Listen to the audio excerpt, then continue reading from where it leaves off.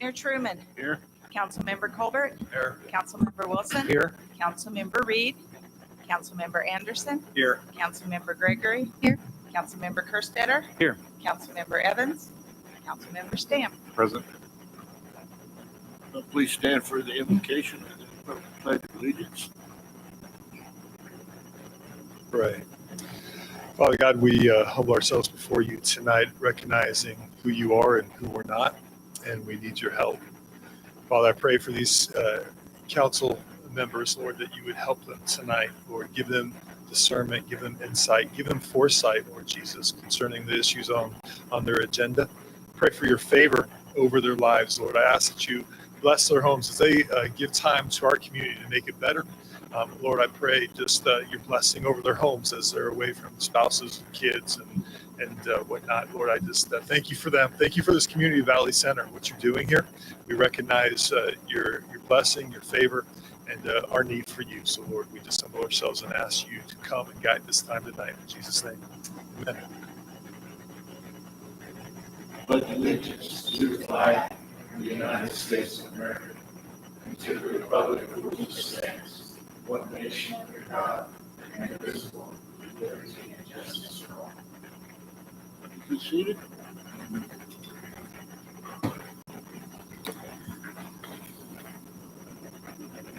Moving on to the approval of the agenda, we have to amend the agenda, adding an item M, acceptance of statement of farm costs for special assessments. Motion to approve the agenda as amended. Second. I have a motion and a second to approve the agenda as amended. Any further discussion? All in favor of the motion, signify by raising your right hand. All opposed, same sign. Motion carried. Moving on to approval of the minutes of the July 1st meeting. Motion to approve the minutes of July 1, 2025. Council meeting as presented. Second. I have a motion and a second to approve the council meeting minutes of July 1st, 2025. Any further discussion? All in favor of the motion, signify by raising your right hand. All opposed, same sign. Motion carried. Moving on to presentations, proclamations. Have a mini MPA certificate presentation tonight. Dr. Mercy Umry, correct? Hello. Hi. Good evening. My name is Stephanie Newbold. I am the director of the Hugo Wall School of Public Affairs at Wichita State University. And this is my colleague, Dr. Mercy Umary, who is the director of our mini MPA program. And we are so excited to be with you tonight to share Clint Miller, who has recently passed the 16-week program specializing in public administration and really learning important skill sets that he can bring back to his job and to the citizens that he serves in Valley Center. And I just want to take this opportunity to thank the council members, to thank our leaders in city government here who have been so supportive of our program and so supportive of the public administrators, the civil servants working in Valley Center to develop greater professional skill sets in public administration so that they can perform their jobs at an even better, in a better fashion than they already do, which is already a very high standard. So we're so thankful this evening to recognize Clint Miller. We have a certificate.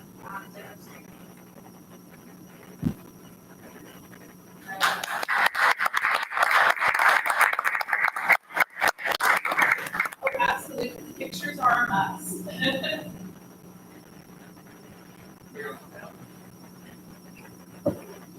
We should have all the council. Oh, there you go. There you go. We can stand behind. They prefer to stand behind. Oh, stand behind. Well, we still want to see their fantastic faces.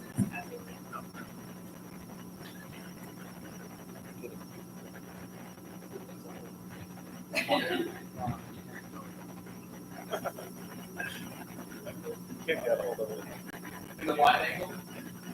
Is that all there? Thank Thank you. Thank you for coming. Thanks. Congratulations. Thank you.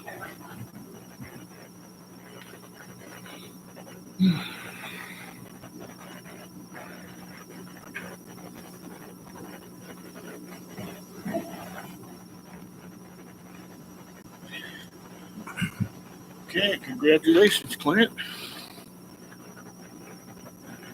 Moving on to, I have a proclamation tonight for the Parks and Rec Commission Professionals Day, July 18th, 2025.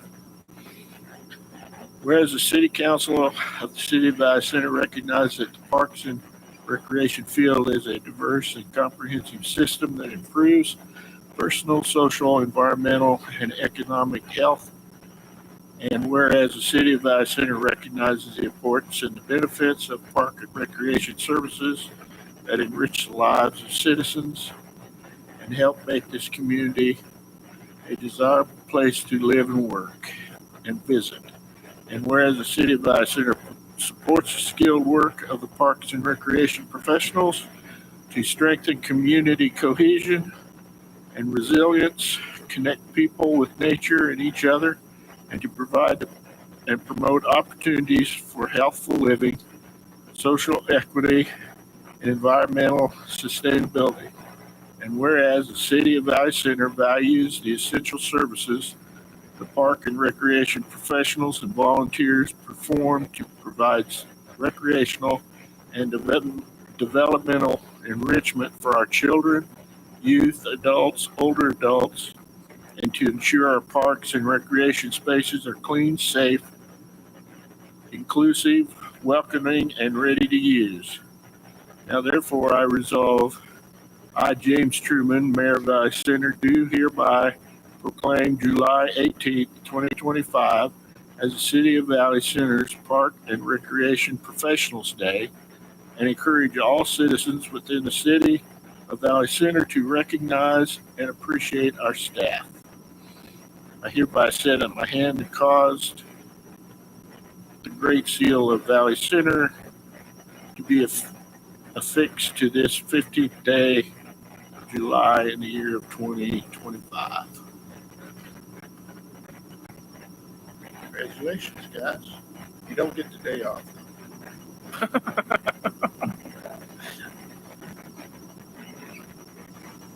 Okay, moving on to public forum. Is there anyone here, the public, who'd like to address the council on any item that's not on the agenda?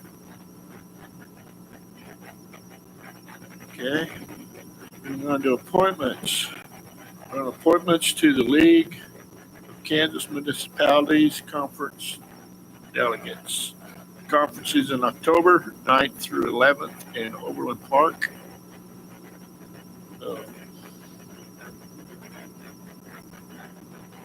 Who besides myself wants to go?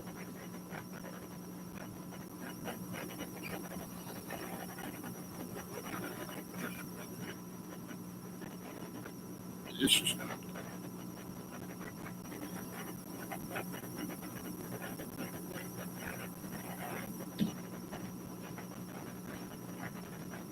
Good evening, Mayor Council. I think so far from city staff, we discussed it briefly, and right now I think Christy is definitely going to be attending. There's KMIT meetings and things for her as well. I'm not sure if I'll be able to make it this year in Overland Park, but other than that, oh, and Clint, are you going? You're on the Finance Committee? Okay. And so we have basically Clint and Christy are the two staff members right now that we have slated to attend. So as far as council goes, Mayor Truman, if you guys want to nominate or have a delegate of Mayor Truman and then have Christy and Clint be the alternates as well, that'd be wonderful. So moved. Second. Have a motion and a second to appoint Clint, Christy, and myself to municipality conference delegates. Any further discussion? I have a question.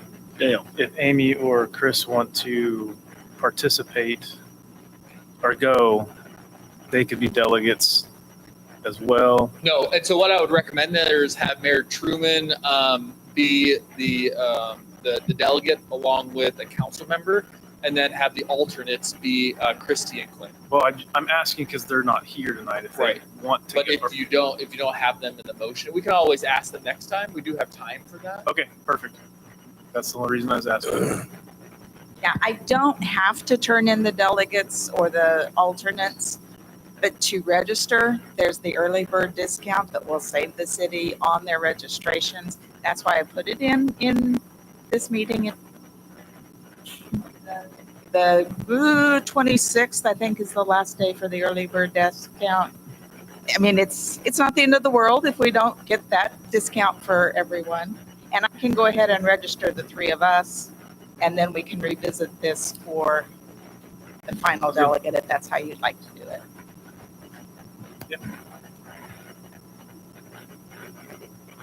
Okay, so we have a motion and a second. Any further discussion? All in favor of the motion, signify by raising your right hand. All opposed, same sign. Motion carried. Moving on to old business ordinance 1427-25. Annexation of the interurban tract. Good evening, Mayor and Council. Kyle had other obligations this evening, so I'll stand to answer any questions. This was approved for first reading last meeting. These are requested by the landowners, which are, right now, there's two separate tracts, and then it will be consolidated into a plat that will be, I know that there's a sketch plat that will be on this month's and the July planning and zoning meeting. And then I think the preliminary plat will be in the August, and then so on and so forth. So the intent is to develop this into single family residential. And I can't remember exactly the number of lots. I know SCH is doing it, Samantha Merriman, I know, but it's about 160, I believe, single family lots over this track and then the next one as well. Dale? Can you scroll down to the map? So there's a section up at the north end by 93rd. Yes. Why isn't that part of the? That's the Bob White subdivision, and so that is a separate landowners. The person that purchased all of it had platted those larger lots and then left these two tracks 1 and 2, and then sold it to another developer that's going to build more single-family residential, and then left the other ones in the county because they don't want to be annexed in. Okay. And so that's why and just like the straight across to interurban, I mean, there's a small little jaunt. It's the areas that are described in the legal description are the track 1 and track 2, the 30.494 acres, Okay. Plus or minus. So now, could we annex those properties just to the north? Yes, we could. On the south side of 93rd. On the south side, 93rd. Okay. Yeah. So those are already plotted for something else. That's all I needed. Larger. That's just not on the map. That's why I was asking that. And yes, these two, I know it's ahead of the game, but these two tracks can get served by city utilities. Oh, nice. Make a motion to approve second reading of ordinance 1427-25 to annex approximately 30. Have a motion and a second to approve ordinance 14. Any further discussion? All in favor of the motion, signify by raising your hand. All opposed, same sign. Motion carried. Moving on to ordinance 1428-25, annexation of 30.463 acres. I move to approve second reading ordinance 1428-25 to annex approximately 30.453 acres along interurban. Second. Have a motion and a second to approve ordinance 1428-25. Any further discussion? All in favor of the motion, signify by raising your right hand. All opposed, same sign. Motion carried. Moving on to new business, in executive session. Consultation with the attorney deemed privileged. I move for council to recess an executive session for the consultation with attorney deemed privilege session to include council members, mayor, city attorney, and city administrator. The meeting will resume in council chamber in 5 minutes. Second. Have a motion and a second to go into executive session. Any further discussion? All in favor of the motion, signify by raising your right hand. All opposed, same sign, motion carried.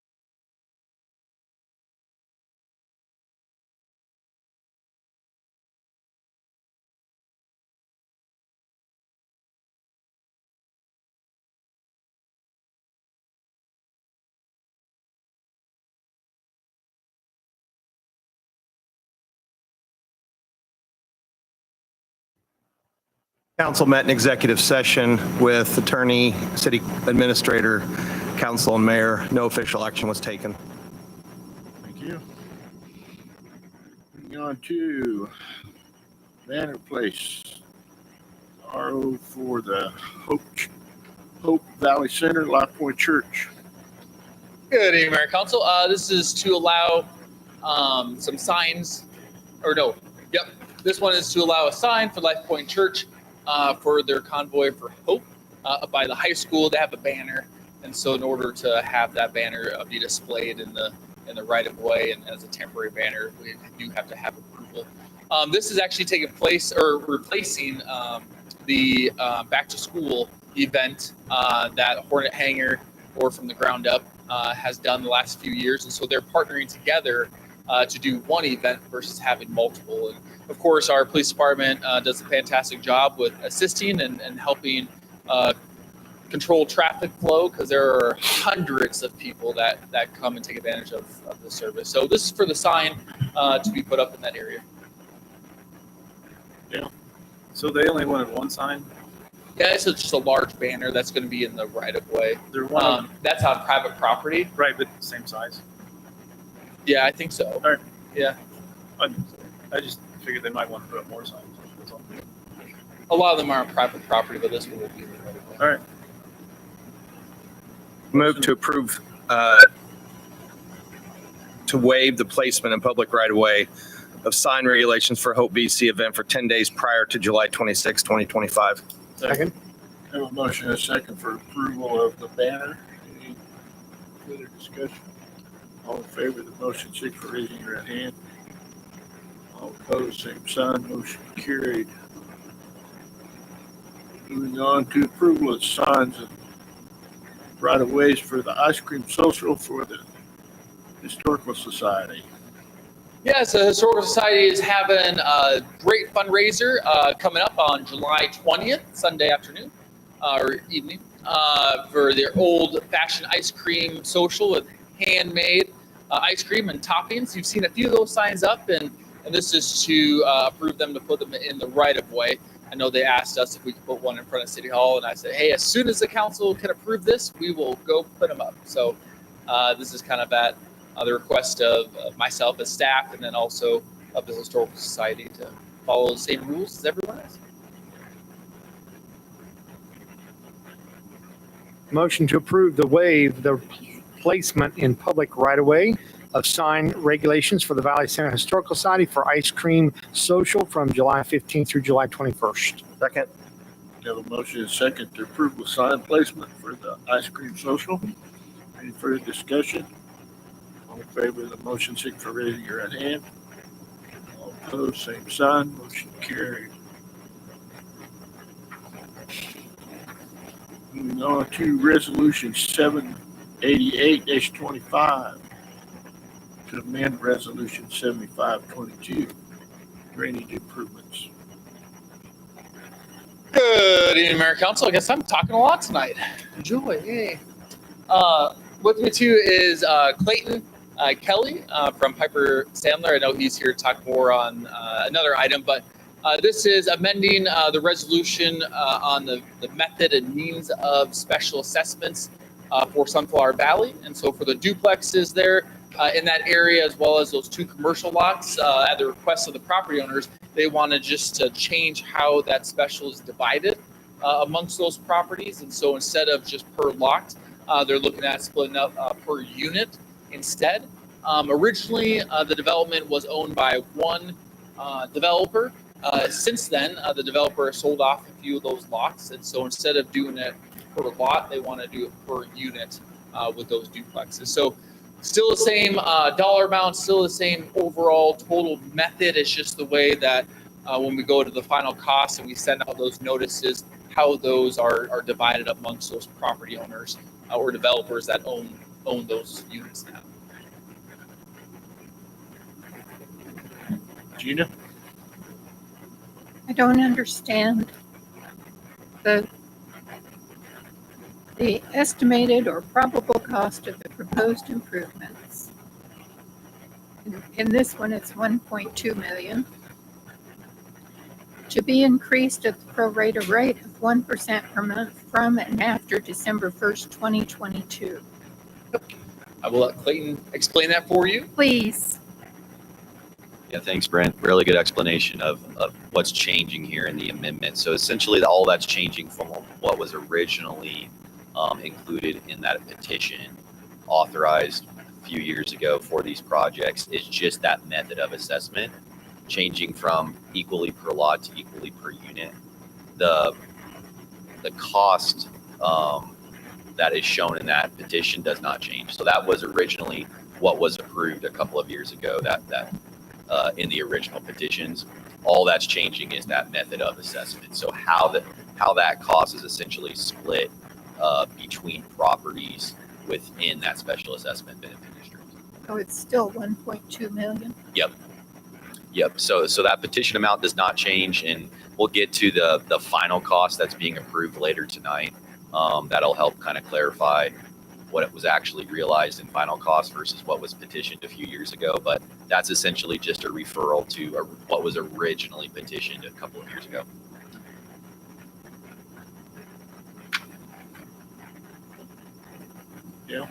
So when you say per unit, do you mean per building or per, if it's a duplex for each side? Per door, essentially, yeah. Per So door. per unit.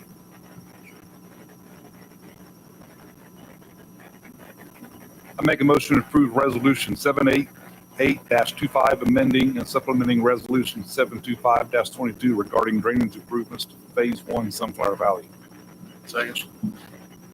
Have a motion and a second to approve resolution 78-25. Any further discussion? All in favor of the motion, signify by raising your right hand. All opposed, same sign. Motion carried. Moving on to resolution 789-25.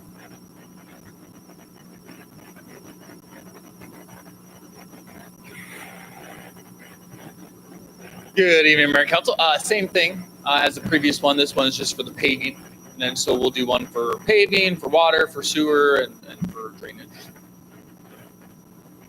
Motion to approve resolution 789-25, amending and supplementing resolution 727-22 regarding paving improvement to phase 1 Sunflower Valley. Second. Motion to approve resolution 789-25. Any further discussion? All in favor of the motion, signify by raising your right hand. All opposed, same sign. Motion carried. Moving on to item resolution 790-25. Motion to approve resolution 79-25, amending and supplementing resolution 728-22 regarding water improvement to phase 1 Sunflower Valley. Second. Have a motion and a second to approve resolution 790-25. Any further discussion? All in favor of the motion, signify by raising your right hand. All opposed, same sign. Motion carried. Moving on to resolution 791-25. Make a motion. Sorry. Go ahead. I know Garth is usually here to explain all these to you, but he was unable to make it tonight. So you get me.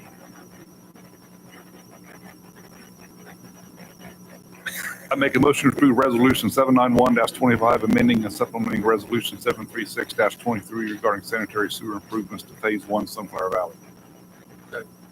Have a motion and a second to approve resolution 791-25. Any further discussion?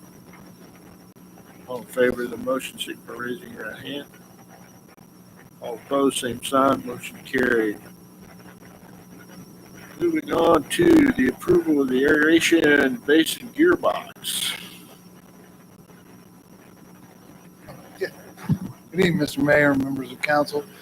So if you recall, back in 2023, we came before you and we did an RFP. We did a study on the aeration basin. That's the major biological part of the plant.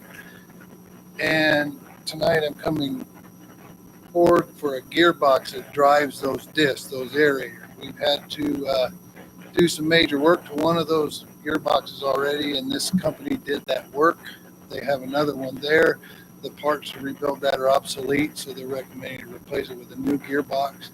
The gearbox that's on there now is showing wear and oil leakage, And mainly that's due to the shafts being out of line, just due to the age and deterioration of the concrete and the pillow blocks changing. We are actively looking into replacement of that aeration basin. However, if we chose to do that today, that would take at least a year. So this gearbox is still necessary to keep your plant running in the interim. Ron? Yeah. What year is the gearbox? I'm sorry, sir. I don't know. That's going to be When you bought the truck, it hasn't been taken out. when I bought the truck. Oh, this is a gearbox that's on the side of the aeration basin at the wastewater treatment plant. Yes, sir. Yeah, this isn't in a truck. No, sir. Okay, thanks. On the quote, it specifically says does not include freight. There won't be any freight. We'll go pick it up. It's low. Okay, I just Yes, sir. wanted to ask in case it was going to be another $2,000 or something. No, yes, sir. That's a good question. If it's freight, you never know.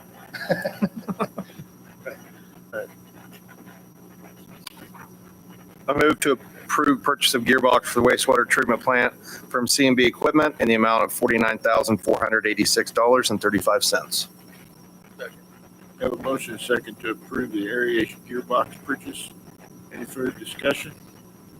All in favor of the motion, signify by raising your right hand. All opposed, same sign. Motion carried. Thank you. Approval of change order number 1 for Ria Bella subdivision. Good evening, Mayor and Council. Unfortunately, our rep with Garver just had medical procedure, so he wasn't able to come. So I was filling in for him. This change order is for some additional grading and some swales that they discovered during the our light rain showers that we've been experiencing. They've realized that they needed to make some changes to the way that they have that water flowing to the county on West Street. And so in order to make sure that that water, some of it flows, of course, towards the river, and then some of it flows towards the ditch, they had to make some adjustments. And so this is for those changes to the design. This will get spread over the specials. So the city has, I think, no obligation in this drainage whatsoever. Which development is this? Is this on the other side of the river? Yep, this is Rio Bella. It's on just south of Ford or 77th over in that area. I think it's 77th on that section or that side of the river. And then to the south of that, and then to the east of West Street. Okay. Clear as mud, I apologize. Yeah, we have a lot of developments. So keeping them all straight is not easy. That one's looking great over there. If you haven't had a chance to drive by, I mean, it's really shaping up. It's going to be a beautiful addition to the community. Move to approve change order number 1 for Rio Bella Development in the amount of $8,000 and authorize mayor or city administrator to sign. Second? Have a motion and second to approve change order number 1 for the Rio Bella subdivision. Any further discussion? All in favor of the motion, signify by raising your right hand. All opposed, same sign. Motion carried. Moving to item J, North Seneca Street bid advertisement. Good evening, Mayor and Council. I'll actually be taking this one. It's a PEC. And so this is for, finally, we are at the point that, I mean, I think started working on this, almost 2019, I think 2020. I remember applying for cost share grants after cost share grant, after base grants, for every funding source we could imagine.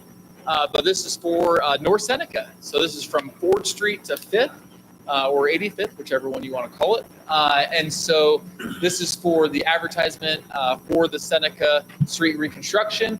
If you scroll down a little bit more for me, Clint, there's this beautiful image. There's where our 4th Street ended up there on the top of your screen on the left where we purchased that property.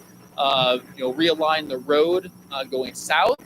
And then this picks this up where the road currently ends and then continues north. As you see, there'll be a beautiful treed median there. I know you can't tell those are trees, but working with Neil and his crew, there'll be medians in the middle of this 2-lane road. So it'll be 3-lane basically with tree medians. And then there'll be left turns into all the subdivisions, right turns into all the subdivisions, and a beautiful new multi-use path. Multi-use path is not a part of this because that's a separate WAMPO and KDOT funded. And so this one will be paid for with TIF funds. If you recall our TIF summary way back when, it is included within that overall TIF district. That's why we had the line on the far east going to the east side of this right-of-way, so we can include the road in the TIF reconstruction, or the Seneca reconstruction for the TIF. And then as you continue to move across the top of your screen there to the right or to the north, we end up on the second page into the Cetera, and so turning right into the Cetera subdivision, and then to the left as well, and then moving across a brand new beautiful bridge that will actually be sized to handle that flow of that creek a lot more efficient than we saw earlier this year. It was wonderful. I know floods are never a good thing and rain isn't, but it was really good to see how that functions and get the video. So then when we reconstruct and we build it, I mean, it's going to be oversized. I mean, it's going to be larger actually than what I think we're originally planning, just to make sure that volume of water can flow through there into that new regional detention basin that we had joint effort with. And the reason why the TIP districts even happened, with digging all that out, using that dirt to build up the ground to remove it all from the floodplain. And so now the bridge is finally getting completely redone.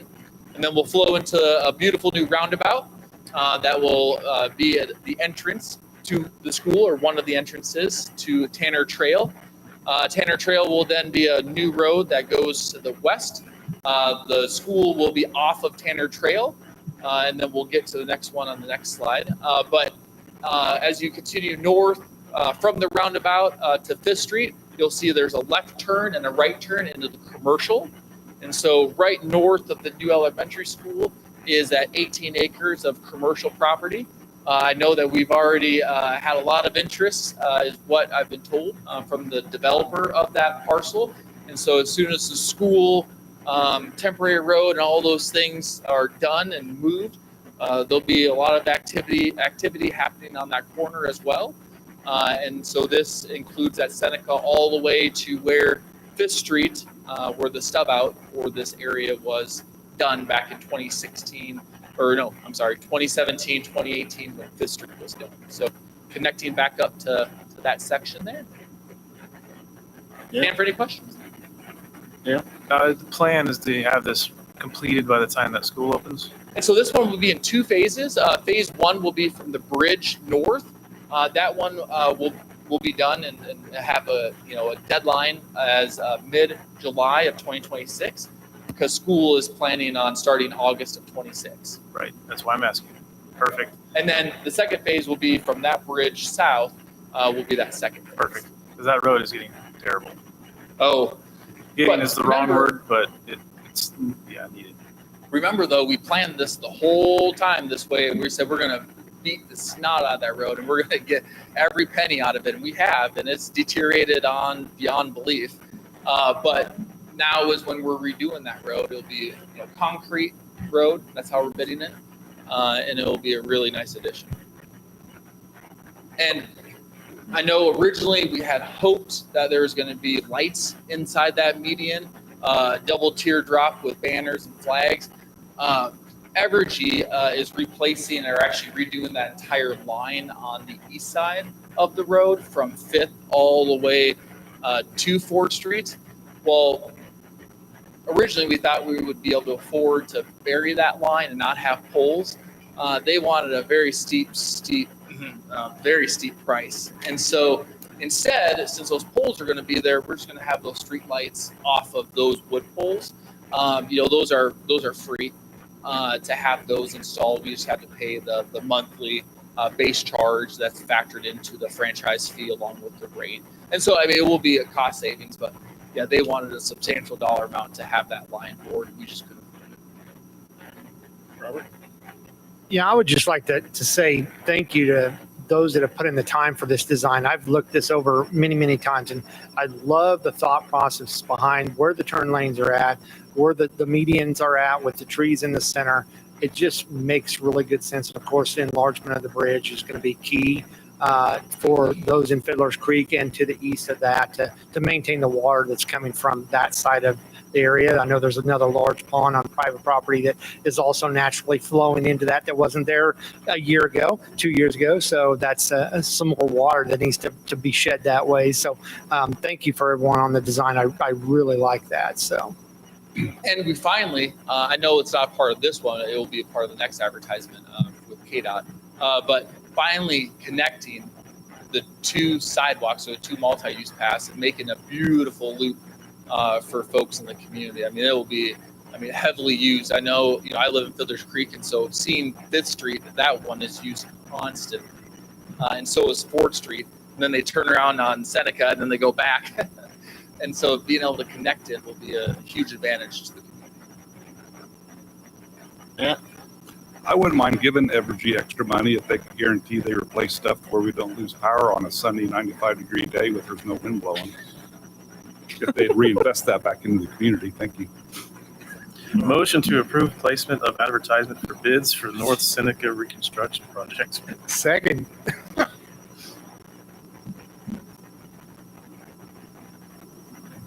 Okay, you get a motion to approve.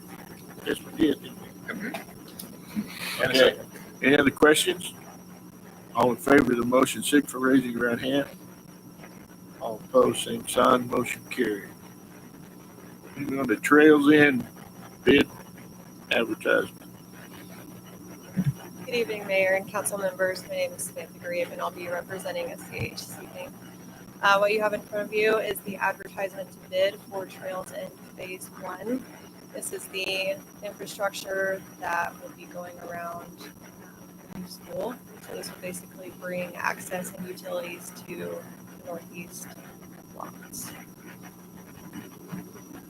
I think we anticipate construction to begin within the next 2 to 3 months. So the bid's out on August 20th.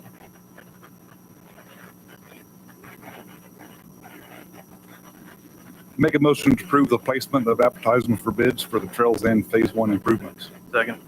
Have a motion and a second to approve the placement of advertisement for the bids for the Trails End Phase 1. Any further discussion? All in favor of the motion, signify for raising your right hand. All opposed, same sign, motion carried. Moving on to 2025 budget comprehensive discussion.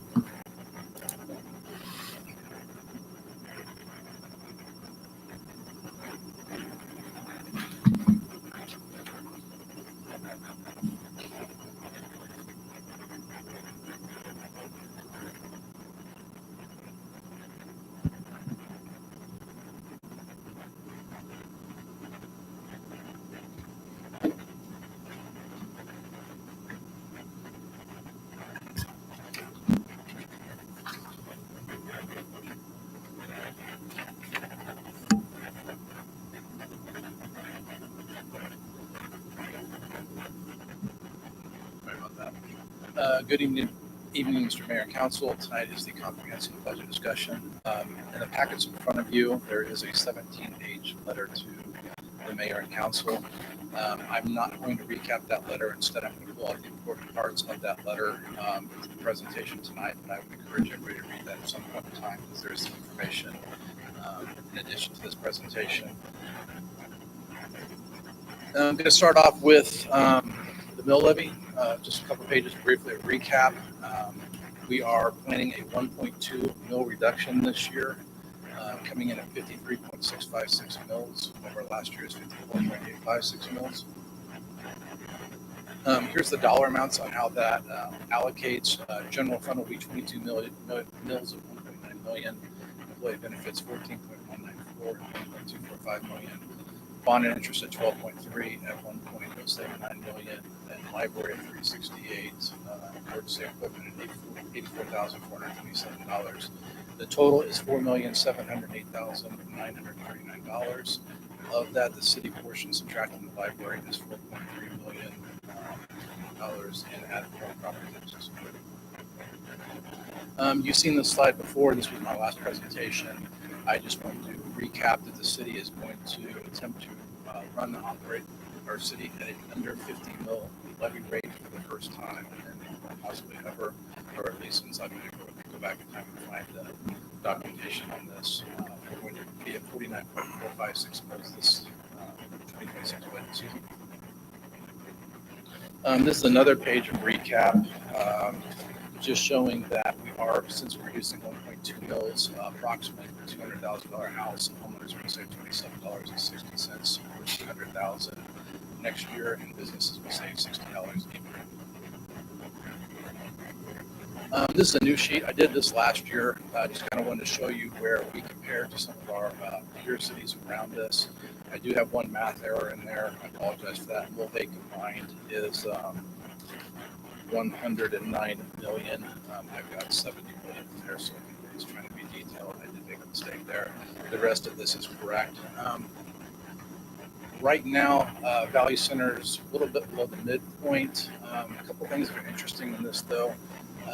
On general fund, we run the lowest general fund of any city, with the exception of Mulvane, Cedric Park at 22.977 mils. But on the flip side, on bonded interest, we're the highest of any city on this map at 13.584 mils.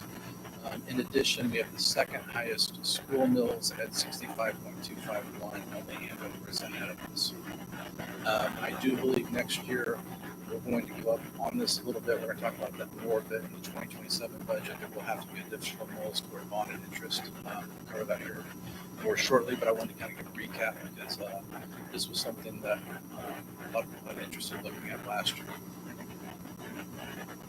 Okay, so general fund revenue, 2.957 million is going to be in taxes, license and permits, 913,000, and then drops off pretty quickly, totaling $4.520909 million in total revenue that we expect for the general fund.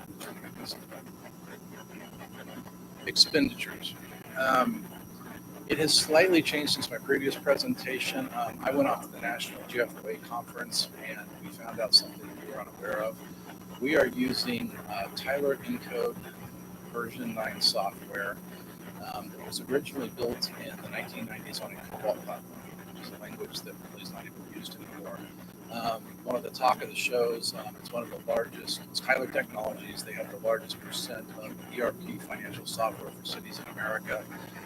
That software package that we have is going away. So we have identified 15 different ERP systems. It's on the whiteboard at my office. We're going to be talking to different companies in the months ahead. In addition, we'll give Tyler Technologies, we'll listen to them as well. We either have the decision of going up to version 10 of their software or leaving for a different package. We are not under contract with Tyler Technologies at this time. But because of that, either one of those two scenarios would be very expensive for us. So I put another $35,000 back into this budget for software upgrades. In addition, we put $35,000 from the water department and $30,000 from the sewer, just to put another $100,000 back into this budget because we have a very any option we pick is going to be expensive, but we have to do something soon because the software package that runs the city is about to be obsolete. In addition, we had $14,264 in miscellaneous other expenses changes through this. So the grand total was $49,264 since our last presentation. Of that, I do want to again reiterate $54,563 is sick leave payout that we have to budget every year. We are not anticipating paying that in 25. We're not anticipating paying that in 26. We have to put that in there. If that number is excluded, the loss in budget would be $18,746 for full year 2026. As you can see, we usually budget very conservatively and a negative number. But then if you look at 23 and 24 actuals and the years ahead of that, we come out on the plus side. 2025 is off to a strong start. We're going to be positive this year. I believe we're going to be positive again in 2026. The general fund requests that we have, I mentioned the $35,000 new ERP accounting system or upgrade with Tyler Technologies. We're going to do a $34,615 server to cloud migration for City Hall. This will pay for itself almost instantaneously because we will not have to have basically server fees. We're buying servers and all that. So this will cash flow us very well. In 2027, we will then do voice department. We also have $20,000 allocated for a dedicated advertising fund for community development. And lastly, we have $15,000 in new fire equipment, for a total of $104,615 in total request for the general fund. Library, last year's budget was $372,000. This year is $409,622. We intentionally over budget expenditures so that we can make a full transfer for them. You kind of see it on this page. I know those numbers are okay, but we budget negatively every year at the bottom. And then it always kind of comes out exactly even over the number. The good news is we're going to be getting the library more money than we've seen based on the number of increase in property value increase the city had this last year. Bond and interest. Bond and interest is going to be changing quite a bit. Last year it was $2.487 million. This year it will be $2.342 million. We are intentionally going to put $336,118 kind of away and increase reserves. The reason why is we have two temporary bonds that are about to become general obligation bonds. These are things that council passed back in 2020, 2021. Our forecasted bond payments are going to go from $2.3 million next year to $5.5 billion in 2027. We can fully pay for this, we can plan for this, but it is going to be a very big jump. I'm going to be talking about that more here in the future, a little further down this presentation. But we are increasing funds this year in anticipation of those new bonds coming due. In addition, there's going to be kind of an unusual thing on January 1st, 2027, so not next year, but the very first day of the following year. We are going to close down the pool rec fund and merge it into bond and interest and bring over $1,005,000 from pool rec, thus increasing the bond and interest reserve. We get a one-time cash infusion, and then pool and rec will never be reported again. We will essentially close the fund down. This is kind of a graphical position. You can't really see the graphical, but number illustration of what I was just talking about. You can't see 2027 yet, but you see down the bottom right corner, it thinks that at 2026 we're going to end the year at $572,975. The reality is one day after that you can add $1 million to that. So the bond and interest is in a very healthy cash position. At this very moment, it's a little bit lower. We chose to use some of our bond and interest reserve funds last year to bring down the rates for some of our temporary notes to get better rates from them. It made sense. It looks like we're short on funds right now. We're really not. Again, we're about to have the highest fund balance of bond and interest that we've had. January 1st, 2027. Employee benefits. I have not reported on this on either of the previous two presentations. This has been a bit complex. Actually, it's been the hardest thing I've had to do in this budget season. We have just been, to put it simply, we've had medical expenses well beyond what we financially. It's been several years in a row right now. If you can see the budgeted number, we thought we were going to come in at 1.385. I have added a column, which I know is a little unusual, called trending. This is my best estimate of where this year is going to end up. As you can see, the revenue side on the good side is I think we're coming in ahead on the revenue side. Bad news on the expenditure side is it's coming in quite a bit more than what we had expected. And I'm estimating a loss this year of $353,506 out of this account, which is going to put us into the red, $244,003. So, first of all, I can tell you in 2026, we're going to budget much more aggressively. As you can see, I'm taking it up to $1.75 million and creating a positive estimated income at the end of the year. This is very hard to budget because at any time, essentially, I'm trying to predict the medical bills for an entire city a year out in advance. I can tell you that a couple of the people that have had health problems are no longer with the city. but some of them still have health problems are still in the city, so it's hard to predict when bills are going to slow back down to more of a historical norm. But this time I'm going to stay very aggressive and try to keep our expenditures high so that I can properly turn this negative balance back into a positive. Here's how we're going to do that.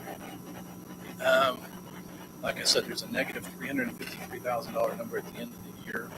We are going to, first of all, take a one-time $250,000 transfer from water reserves, which is right now, move it over to employee benefits to kind of shore that account up a little bit.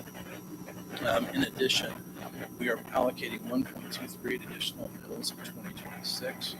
And lastly, to cover that negative number that we may have this year, which we're estimating at $100,000, if it does land at that, we're going to use city admin reserves, which are approximately $1.7 million right now, to cover that. So again, at the very beginning of the presentation, I showed you how admin budget for a negative, but it always comes in positive.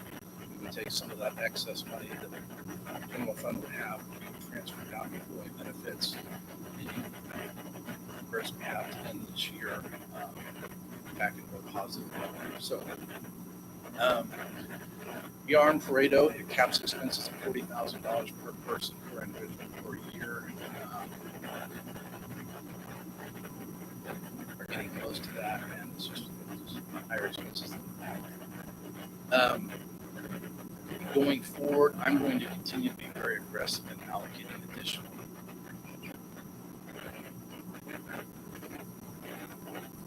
this fund balance back into this account. And I'm also going to show you here in a little bit, even though this account is kind of struggling right now, we are still well within our reserve fund policy. So overall, our fund reserves are very healthy, but this account is not. There's no limits. I will cover that more here shortly. Emergency equipment.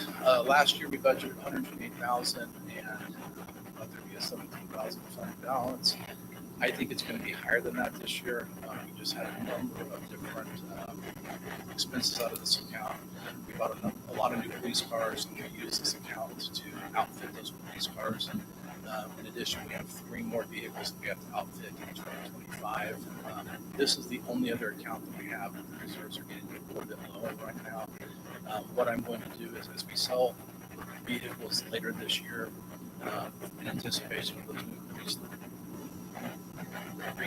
vehicles, I'm going to take the funds from those vehicles, rather than put them into fleet management, which I normally do. I'm going to bring them down to emergency equipment and kind of bring the reserves back up on that. But going forward, we're not expecting a lot of expenses in the years ahead. We've got a $33,069 fund balance next year, and here's more information on that. As you can see, 2022, 23, 24 actuals, we've just had a lot of expenses in 2024, and I think 2025 is going to be a negative number. I'm getting low on fund balances. We're going to bring it up next year, and we don't anticipate a lot of expenses in 2027. Balance back up to around 100,000 for most of this work. This spreadsheet has a lot of information on it, and I spent a lot of time trying to cover it. This is the all taxing funds, and this is kind of my trying to predict into the future season. Let's start at the top with the employee benefits fund. As you can see, it's 27, 28, 29. I'm going to continue to try to bring as much revenue as I can into that by giving us some issue. Again, I don't know when that account's going to stabilize, or I'm going to be aggressive in getting the reserve balance back up. And then if you can see at the bottom under employee benefits under expenditures, excuse me, it's about 1.75 million per year, and which is less than that, so that we can slowly put that employee benefits fund back up. Library fund has increases every year. General fund has slow growth increases in most years, about 3 to 4%. Bond and interest this is kind of a graphical illustration of what I was going to show you here. As you you can see our fund balance and everything's going to go up dramatically in 2027. The reason why is look at 2027 forecasted bond and interest, it's going to go all the way up to 5.615 income coming in, or 5.516 expenditures going out the door. So we're going to be merging in the pool rec account, which means like the pool rec revenues coming in. In addition, we're going to have additional holes to our bond and interest in the years ahead. But we absolutely have a game plan to take on these additional payments. And the good news is, if you look at the expenditures over revenues at the bottom, 400,000, 184, 300,000, 274, we're going to be running positive for a while. And you can see that below the 2.99 million, that is the one-time transfer coming in from that getting shut down and be bringing that $1 million, $5,000. Required available fund balance. This is basically our reserve policy. The reserve policy is expenditures plus an additional 25%. So going on to this graphically, blue is reserves, yellow or tan, whatever color you kind of see there, it's going straight to color, is the fund balance. Orange is our expenditures, and green would be expenditures plus 25%. What we want to see on any given year, if you look at 2024 at the very top, see how that green line is just slightly above that yellow tan line. That means we're slightly out of our reserve policy, but as you can see, we're landing right on it. 27, we're landing on it. 28, 29, we're going to have some. I'm going to try to forecast surpluses to try to bring that position. So the good news is we are inside our reserve policy now, and I'm estimating we're inside our reserve policy for 2021. Items are just recaps. Again, rebuilding the employee benefits fund.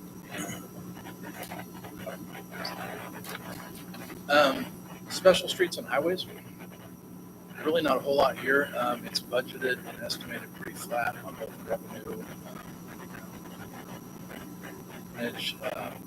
We're expecting very similar distributions as previous years. There's not a lot really to discuss on this page. Special streets and highways. We budget negatively for this, but every year we have a $100,000 CIP contribution that's going in the case sales tax revenues kind of on the high side. So you can essentially take 100,000 cushion out of each of those two numbers. And in addition, this also has a $36,000 annual transfer to fleet management. Here's kind of a graphical position. So if you look in 2025 and 26, you have a lot of budget income, very negative numbers. If you look at 23 and 24, we kind of talking about, we usually come up on the plus side. We just budget conservatively, and then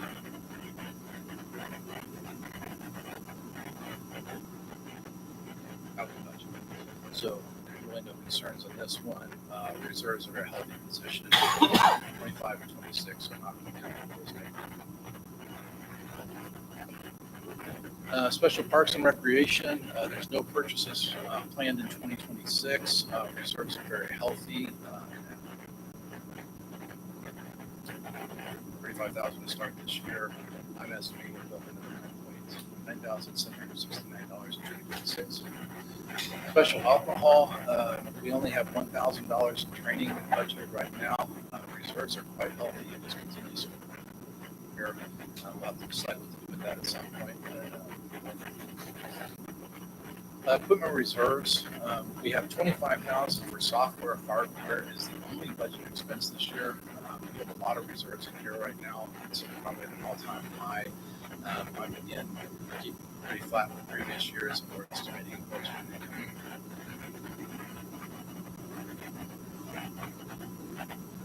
So, as you can see, most of our reserve funds are very, very healthy. The only exceptions right now would probably be which I kind of laid out the on how we're going to back into that. Pool rec. We have collected $3.595 million to date. Our average monthly collection is $73,368. Set to sunset in 2036 on March 31st. The current projections based on where we're at and projected in the future is $15,480,000 $1,977. And the difference between that and the cost of the thing is what actually chips in on their side to cover that gap. It's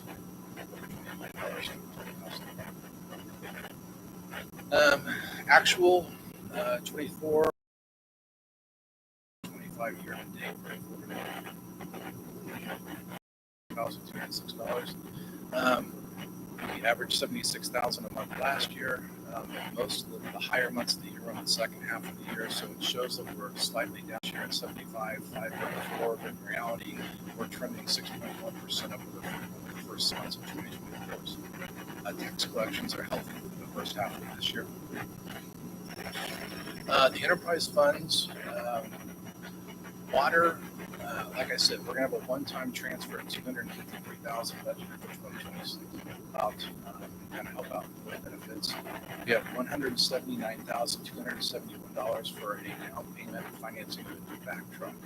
The vac truck will, Bobby can kind of explain this better to me if you have any questions on it, but it essentially can clean our sewer lines and also it's a $50,000 a year cleaning line item that we had in the water budget. So it is something that we pay for ourselves over time as a long life expectancy. In addition, as I mentioned earlier, we allocated $35,000 out of the water department to help with that new Tyler and software upgrade or replacement. Water, very similar. It kind of shows a budgeted loss this year and also next year. But as you see, positive cash position.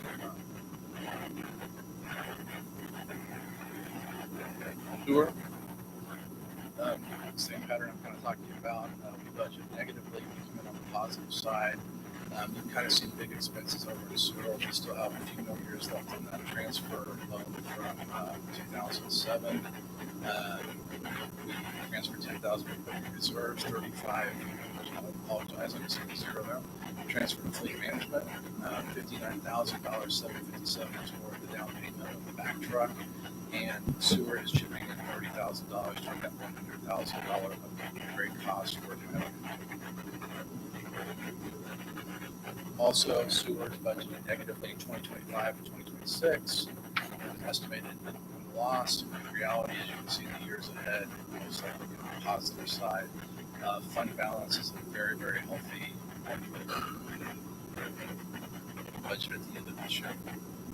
Higher side. Stormwater, again, budgeted negatively, $200,000 transfer to bond interest annually, $20,000 to reserves, and $110,000 for system improvement. Budgeted negatively always comes out on the positive side. Reserves are very healthy at $300,000 for us. Solid waste. We have a partnership with Waste Connections that we signed in 2021. It is a 5-year contract that's about to expire in 2026. We're going to have discussions in the months ahead on what to renew that with Waste Connections. It's going to be everybody I've ever heard from is very pleased with our current how Waste Connections is handling the city. So I think there's a lot of interest in possibly extending that relationship. Admin fees remain flat at $50,300. We have no major expenses. There's a positive fund balance for both of these accounts, both years. And as you very healthy reserves. Quick summary of the major expenses out of each of the enterprise funds. Water, $179,000 for back truck, $35,000 for Tyler and Go. Sewer, about $60,000 for the new back truck, $30,000 for Tyler. Solid waste has no majors. Water, $110,000 for system.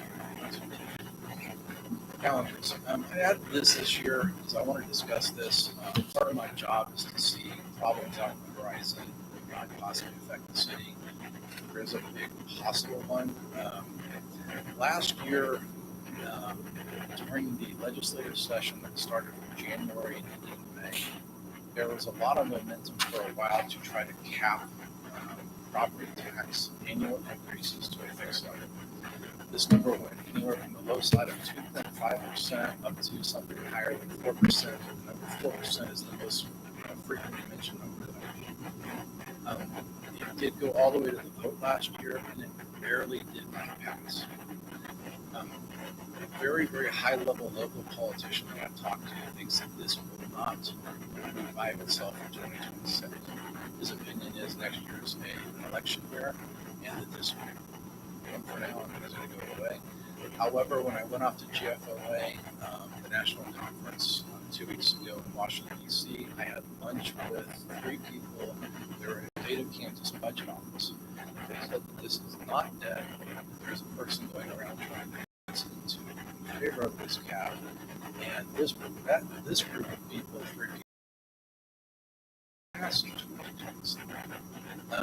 This would be very scary simply because we do have those bonds coming up. Our expenses right now are exceeding 4% accession. This could be a very large risk to Valley Center. I'm not saying that we need to worry about this, but it's definitely something we're going to need to monitor very closely in the 2020. I would encourage if it starts getting momentum to talk to local politicians, because what would happen essentially is if we cannot get that property tax value increase, we're going to have those $5.5 million in bond payments. My revenue is going to be fixed on this 4% number, and I'm going to have to find a way to reduce it elsewhere. Part of our bond payments are basically forecasting our growth in the future. In other words, if you build it, you'll continue to see it. It will happen at 4%. It could be a large challenge for us. And what this is going to happen. I thought it was kind of dead until I went to the GFOA. So it's definitely enough of a concern that I want to bring it to your attention. If you have any questions on that, I'll be happy to answer them in a couple of minutes. The next steps, the remaining part of the budget calendar is I have already done the step 1. It's a notification to the county of intent to seek revenue neutral rate on the date by the hearing, which will be by July 20th. I've already sent it off. The hearing is going to be on September 2nd, 2026 at 7 p.m. here in City Hall. By August 11th, I need a published notification of the revenue neutral rate hearing, also the 2026 budget hearing in the Hardin Valley News, also on our website. We are going to hold the hearing for the revenue neutral rate hearing, also the budget hearing on September 2nd. Be the 9th council will likely adopt a resolution to pass the annual budget. By October 1st, I have to do the state review. It may submit it to you.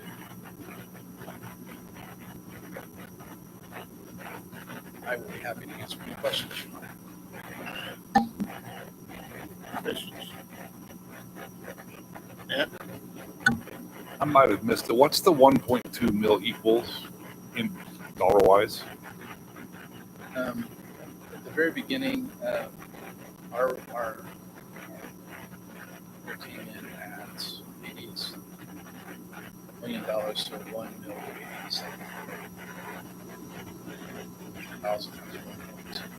About another 17, approximately $100,000 is that.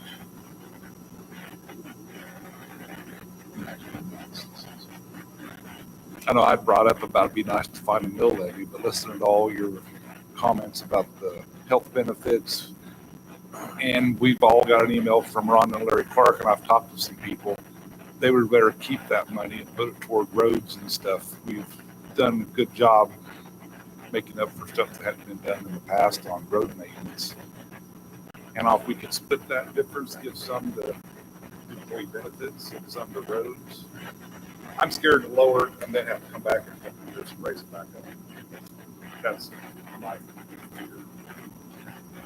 The reality is that in 2027, the bond payments of $5.5 million are going to be done. We're going to be raising the bills up in the 2027 budget more than $5.5 million. This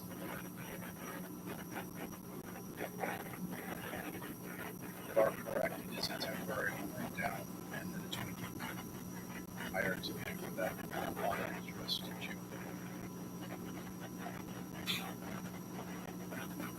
Yeah. So our valuation went up 15%. So if our valuation continues to go up, we're still going to be collecting more money, even though we're at the same mills. That's accurate, correct? So we may not need to raise mills in the future if our valuation continues to increase. That's the right idea, but at least initially to cover the first couple of years of the largest bond payments that will start shrinking over time. Everything that we have forecasted in our bond console is taken earlier tonight is we're forecasting BNI to come up approximately 6 mils. That is the number that's most likely. Now, it doesn't mean that we're going to go up 6 mils overall. We're going to see what else we can do. I might want to bring employee benefits, I might want to back down, I might want to bring general fund down. There are things to maneuver in there, but we're going to have to rearrange that emphasis into that.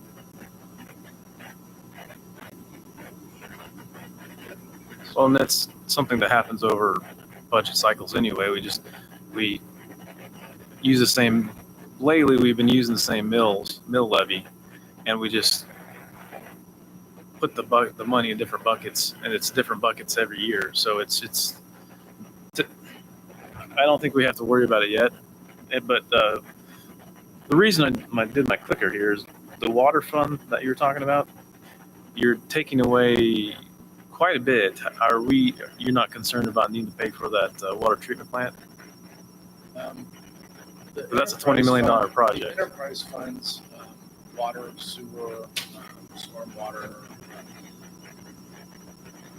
Because the citizens have already paid for that, the money in there, don't use it very often, but it's kind of the equivalent of one negative one. It's the universal fund. It's the only accounts that I can transfer to any other account in the Valley Center. So I can't move money from equipment reserves over to so very limited in what I can do. In this case, we either have to take it from general fund or we have to probably take it from one of the other large funds.